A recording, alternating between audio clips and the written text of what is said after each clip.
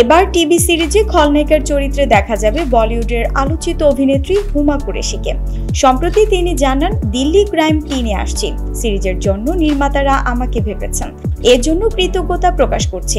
আশা করছি বিগত সিজনগুলোর মতো তৃতীয় সিজনও জনপ্রিয়তা অর্জন করবে। বর্তমানে বেশ কিছু ওয়েব সিরিজে অভিনয় করে আলোচনায় আছেন অভিনেত্রী হুমা কুরেশি। 2020 সালে দিল্লি ক্রাইম সিরিজের প্রথম সিজন ব্যাপক সাড়া ফেলে। সানড্যান্স উৎসবে প্রিমিয়ার হওয়া সিরিজটি ইন্টারন্যাশনাল পুরস্কারও জিতেছিল। 2022 সালে মুক্তি পাওয়া সিরিজটির দ্বিতীয় মৌসুমও বেশ প্রশংসা পায় দর্শকদের কাছে।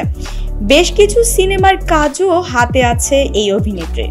বর্তমানে সিনেমার কাজ কমিয়ে দিয়েছেন তিনি মনে করেন সংখ্যার চেয়ে গল্পের গুণগত মান বেশি গুরুত্বপূর্ণ।